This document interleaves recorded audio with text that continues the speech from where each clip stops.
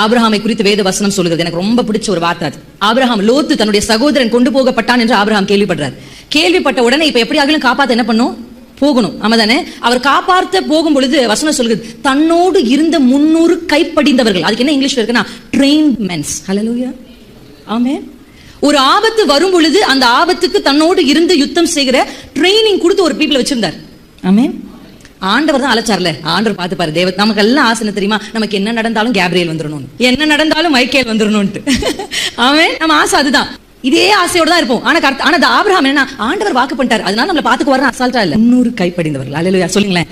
இன்னைக்கு என்ன நாள் தெரியுமா? உங்கள் விரல்களை கர்த்தர் யுத்தத்துக்கு பழக்குவிக்கிற நாள். அல்லேலூயா. போராடி ஜெயிக்கிறதுக்கான ஒரு பெரிய பலத்தை உங்களுக்கு கொடுக்க ட்ரைனிங். ஆமென். ஒரு ட்ரைனிங்கை கர்த்தர் உங்களுக்கு கொடுக்க போறார். இந்த ட்ரைனிங்கை நீங்க பெற்றுக்கொண்ட உடனே இது வரைக்கும் தோற்று போன எல்லா இடத்திலும் ஒரு ஜெயாலியாய் கர்த்தர் உங்களை நிறுத்துவார். ஆமென். ஒரு ஜெயம் கொடுக்கிறவராய் கர்த்தர் நிறுத்துவார். ஆமென். எத்தனை பேர் நம்புறீங்க கர்த்தர் என்னை ஜெயிக்க வைக்க போகிறார்? ஆமென்.